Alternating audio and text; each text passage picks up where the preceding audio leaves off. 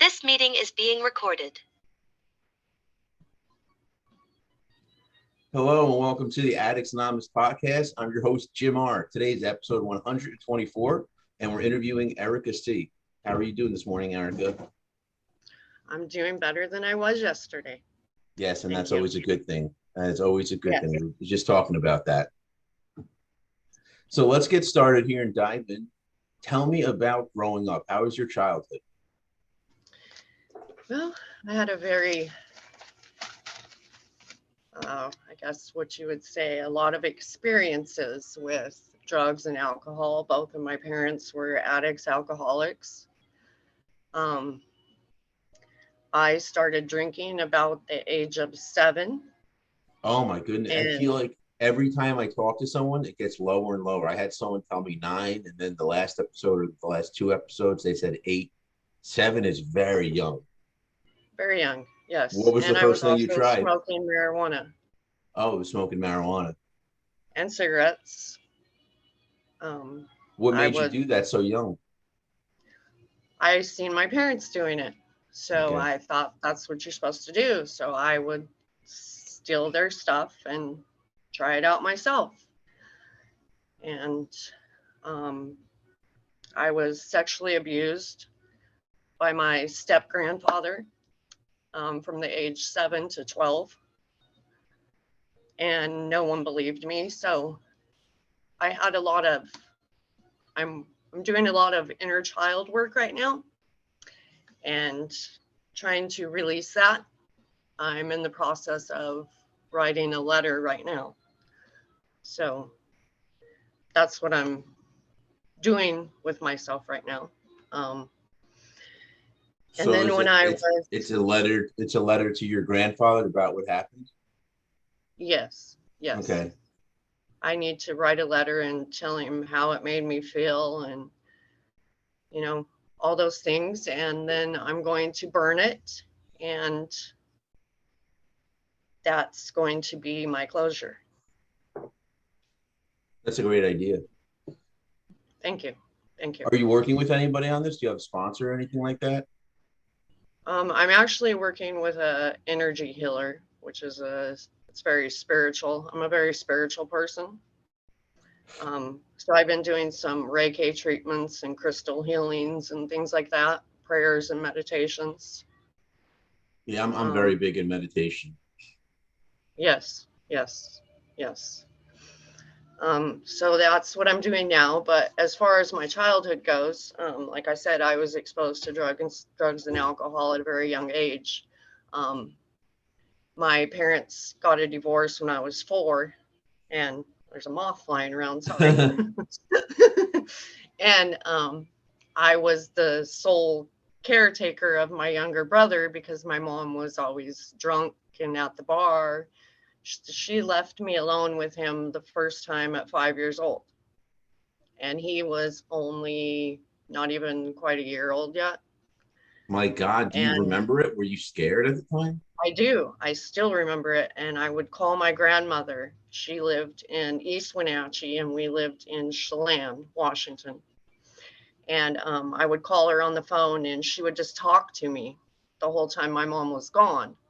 And if she needed to, she would drive to come pick us up. Back when I grew up, we didn't have all the CPS and all that stuff. Parents got away with anything and everything. And I was one that I was the one that hid everything and made everything look perfect. So at 19, I had my own child. And I managed to stop drinking and using marijuana, but I still smoked cigarettes for about 2 years from the time I was, pregnant until he was about 2 years old. I managed to not use at all. And my stepfather passed away. During that time, my son was only 4 months old when he passed away, and my mom got really deep off into drinking even more heavily. Going back just a little bit real quick, as far as your childhood, how was your social life growing up? I didn't really have a social life. We moved around a lot, so I bounced from different schools, different places. Um, but as far as a social life at school, I was always the one that would sit with the people that nobody wanted to sit with. I was the one that wanted to just make everyone happy. And I think that came from, I have a lot of compassion for anyone and everyone. Sorry, I get emotional. Um, I think that came from watching my mom and my dad and the things that they did and the things that I seen and the things that they allowed to happen and allowed to happen to my little brother. And just, I had a lot of compassion for him, and I protected him with anything and everything that I had. And so I didn't really have a social life. My social life revolved around my family and their friends. I was 12 years old the first time my parents let me smoke cigarettes and marijuana and drink alcohol in front of them. I would sit at the table and play dominoes and drink MD 2020 with my dad, thinking it's cool, smoking joints. And that's the way I grew up. It was, my parents didn't care what I did as long as I did it in front of them. So I wasn't allowed to, go out and get drunk on my own. I had to stay at home, which you don't know how bad I wish I could go back in time and change those things. But anyway, moving on. At 21, I started drinking really heavily again. And my son was about 2 years old. And I started going to jail and just ruining my life. And I happened to meet this guy, and he changed my world for a while. We ended up having 2 children together. I stayed completely sober when I was with him. I didn't even smoke cigarettes. We were together almost 7 years. And we had just had a baby. He was 9 months old, and my husband got deported. They came to his job and took him from there. And that's when my whole world fell apart. I started using meth. Well, first I went to El Salvador, and I stayed there for about 6 months with my 2 youngest children. And when I came back from there, I started hanging out with the wrong people, drinking. And the drinking turned into using meth. One time I tried it and I was addicted. Well, that started when I was 28. And when I was 32, I got clean from that. So I did meth for about 4 years. And let me tell you, in that 4 years, I accumulated, 42 misdemeanors and 13 felonies. My goodness. Yeah. I went off the deep end. I lost my children. What kind of stuff were you doing? Oh, just all kinds of things. Malicious mischief, assault, identity theft. I worked at a gas station, and I was taking people's credit cards and using their numbers. And I would, when people would come pay for cash, I would just use someone's credit card number and keep the cash and just use someone's credit card to pay for it.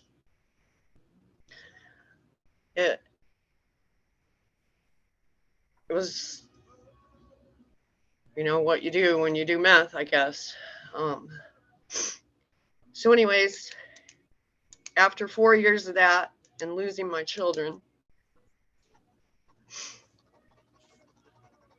I knew there was a better life. And I managed to stay sober from 2004 until, or sorry, I got clean in 2007 from meth. And then in 2009, I was having some medical problems. So I started seeing a doctor. Well, little did I know, was that going to lead me into a 15-year pain pill addiction? And I'm still sitting here today on Suboxone. So I started taking Suboxone in September of 2020. And they started me out on one strip, which is 8 milligrams. And the next week they had me come into the office and they upped the dose to 2 strips, which is 16 milligrams. Okay. Within a month, I couldn't eat. My hair was falling out. I couldn't breathe. I had all these issues going on, like pages, pages, pages.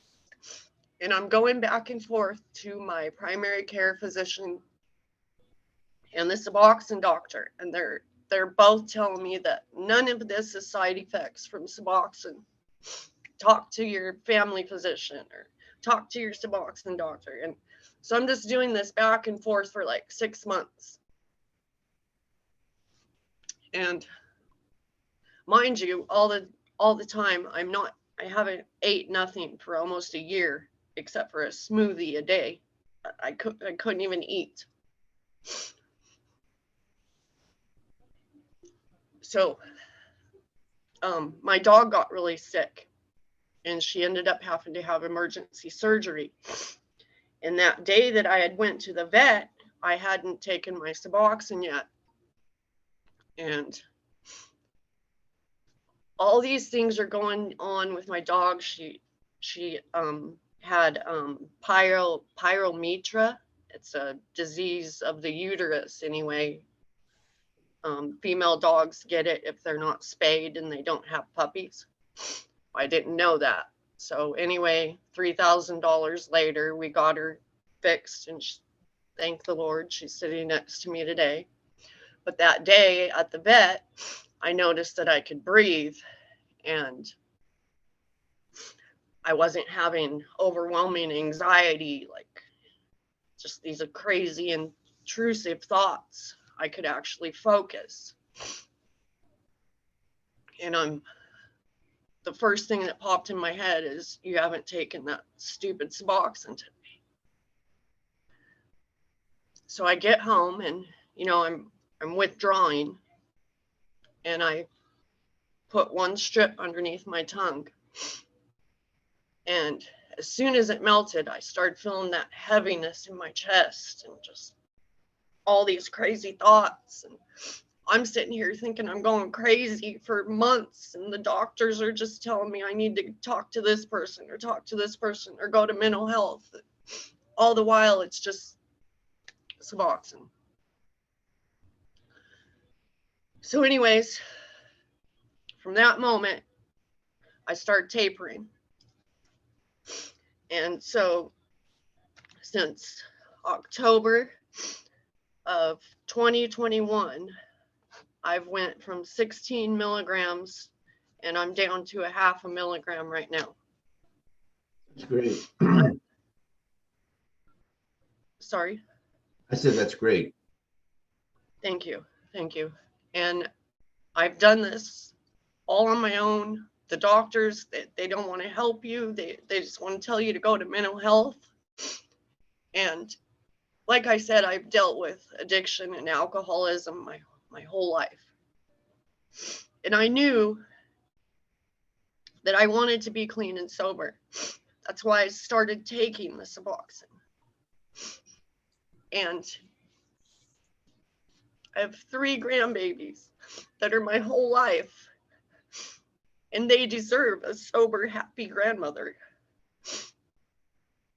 And I had already quit drinking before I even went to the Suboxone doctor. I haven't drank in almost 3 years now. So I had my appointment with the Suboxone doctor here last week. And I decided not to go. They don't try to help me with anything. I try to ask them questions on how to taper, what to do. I've done all the research on my own. Me and God have worked this out. And thankfully, I'm going to spend 1 more week at the 0.5 milligram, and then I'm not going to take any. And then the next problem that I got to deal with is the gabapentin that the doctors give me, that I've been taking for almost 15 years. What's the problem with that? What's the problem with that? I only asked because I'm actually on gabapentin. So what's the problem with it? It just wreaks havoc on your body. So bad. So bad. I've been lucky, I guess. I haven't had any side effects. How long have you been taking it? 2 years approximately, a little over 2 years. Okay. See, I didn't start noticing anything really until about like the 7th or 8th year after taking it. Okay. Because I consider that one of the lifesavers. Once I started taking gabapentin, it really helped me mentally because I'm bipolar and I have some other mental health issues. So that really helped me. Yes, I have anxiety, depression, post-traumatic stress disorder, and I also think I have ADHD, but nobody wants to listen. So, the gabapentin, it does help with my anxiety, but it is messing with my body. It's messing with my kidneys. And I've tried to just stop taking it, and it's like you're in a sauna. The withdrawals are so bad. It's horrible. And I take one 600 milligram in the morning and one 600 milligram at night. But before, I was taking 2 600 milligrams 3 times a day. So I've managed to get myself down to just the 1 in the morning and 1 at night. My main goal is to just stop taking everything. I feel like doctors are a big part of the problem. They don't look at people's history. They just want to give you whatever and tell you to go take this. So anyway, on my journey of trying to get help with stopping the Suboxone, I asked for a new doctor also. Well, then I did get a new doctor, but they placed me with the doctor that started the pain contract with me. Sorry, my nose keeps running. In 2009, that led me to the pain pill addiction. So I wasn't happy with that. So I did end up getting a new doctor, which I'm happy with now. Real quick, going back to when you first started using painkillers, what was it like in the beginning? Were they helping you? So I went in because I had a lot of dental issues that I needed fixed.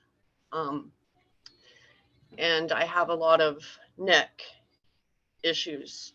And so that's what she gave me. She started me on Vicodin. In the beginning, they did help me a little bit.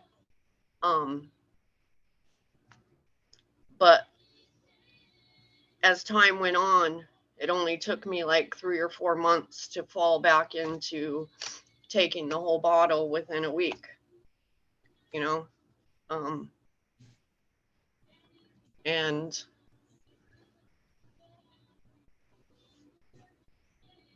I've managed to stop here and there throughout the years since 2009. The longest time I had clean was 3 years, and I went to beauty school and got my cosmetologist license. Was there a reason you quit for those 3 years? Did anything in your life happen that helped? My oldest son came back to live with me, and I wanted to be a good role model. And even though I had a doctor's prescription for all these pills, I mean, I was on Vicodin, Valium, all kinds of stuff, okay? I wasn't myself. I was numb. It numbs you. And I wanted to be present for my son. And so I decided to quit taking it, and I wanted to do something with my life. So I went to beauty school. I accomplished all those things. I can accomplish so much when I put my mind to it. But the drugs and alcohol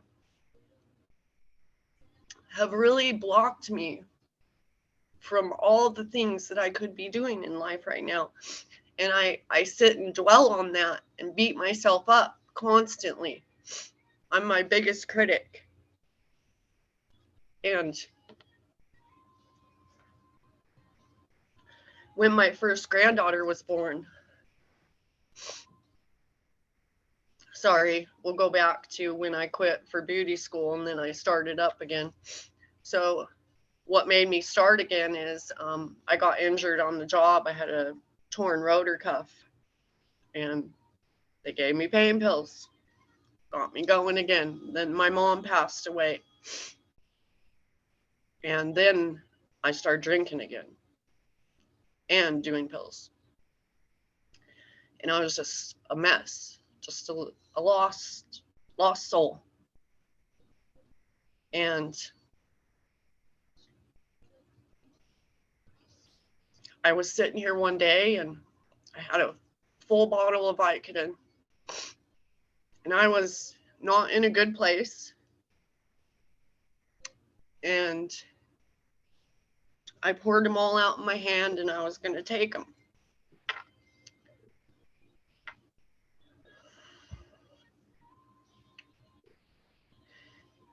And something said to me, don't, just don't. And like I said, I'm a very spiritual person. And when I'm on drugs and alcohol, my intuition gets off. And so anyway, I ran into the bathroom and I poured them all down the toilet, and I flushed the toilet. And that's when I got on the computer and looked for a Suboxone doctor. And I thought that my life was going to get better. Well, little did I know that Suboxone led me on another year's journey. It made me so numb. I ignored everyone around me. I just sat here month after month, just sitting here scrolling on my phone, just don't talk to nobody. The only place I would go is if I was going to steal something, which is not me. Like, it has changed me so much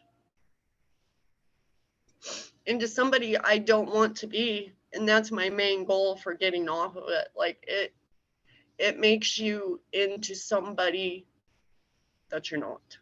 The same as the drugs. It's just another drug. That's all it is. And my goal was to stop using drugs, not put more into my body. So I'm just thankful to be where I'm at today.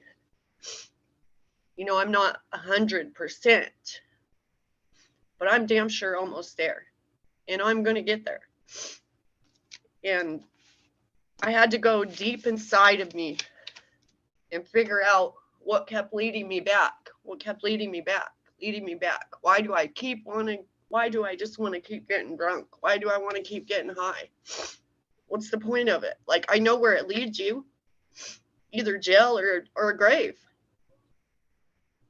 And I'm almost 50 years old. I have a beautiful life today. I have a husband that loves me very much and takes care of me. I have 3 beautiful adult children, 3 beautiful granddaughters. I have everything in the world. But somehow I just wasn't happy with that. But it wasn't that I wasn't happy with that. I wasn't happy with myself. So that's what led me to search and find what I needed to heal. And that's where I came up with the sexual abuse that happened when I was younger. I never processed it. No one ever believed me. No one ever wanted to listen to me. And now I have a chance for my voice to be heard. Even if it's just writing a letter and burning it, I'm going to write it, read it out loud, and then burn it. That's my closure. And hopefully that's going to lead me in the right direction. I've got,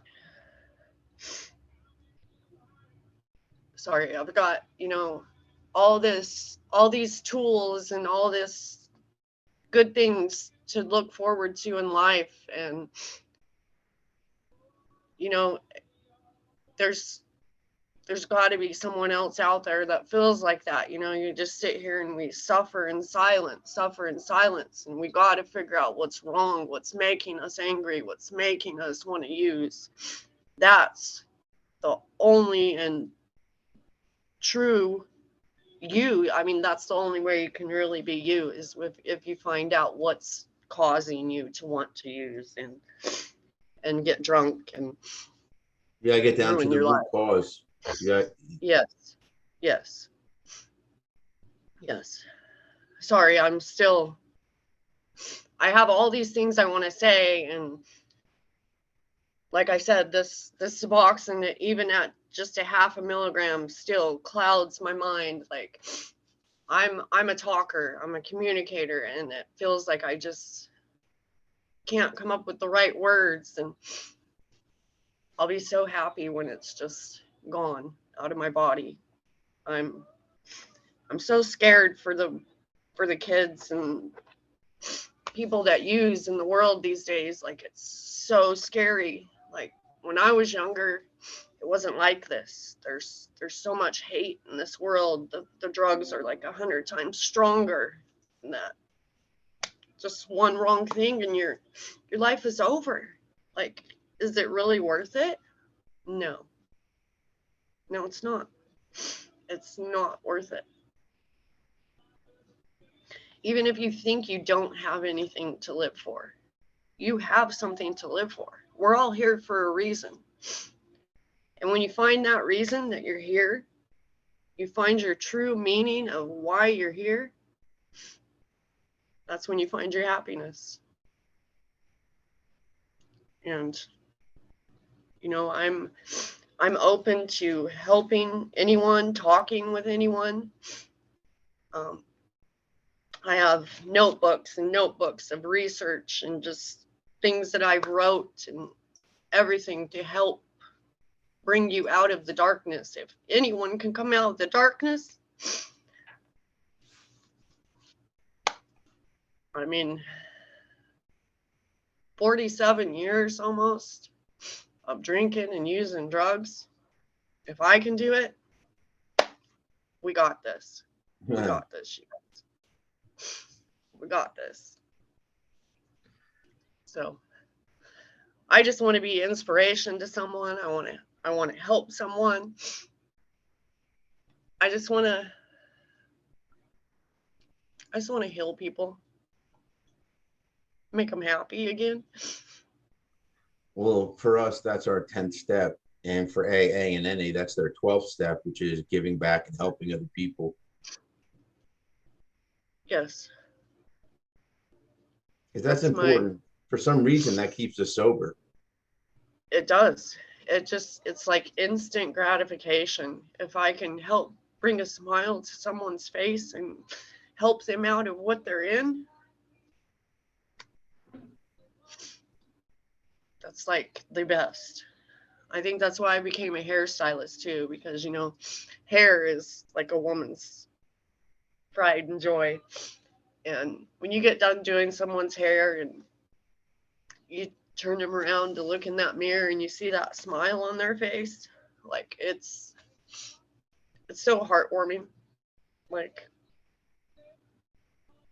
so I'm just here to heal the world and make everybody beautiful. That's what I want to do. That's great. That's really amazing. Thank you. Thank you. So my last question to you is, do you have any advice for people watching and listening? Think twice before you put anything in your body. Anything, including from a doctor. Research it. Look it up. Just be mindful. Be mindful of even foods, anything that you're putting in your body. Be mindful, please. That's pretty much it. That's some great advice, and I appreciate that. And I want to thank you for coming on the podcast today. So let me ask you, how you feeling? Did you enjoy it? I did. Thank you so much. I released a lot. I thank you for having me. I'm very grateful for this experience. Thank you. Awesome. I love hearing that. All right, so let's wrap this up. For everybody watching and listening, if you like what you saw and heard, please go below and give us a like. Also subscribe so you'll see when we upload new videos. You can check Addicts Anonymous out on Twitter, Reddit, Instagram, TikTok, Facebook. We also have our website, www.addicts-anonymous.com. There you can find a lot of resources as well as a lot of our approved literature. So those are another source for resources as well. So that's all we have for today. And until next time.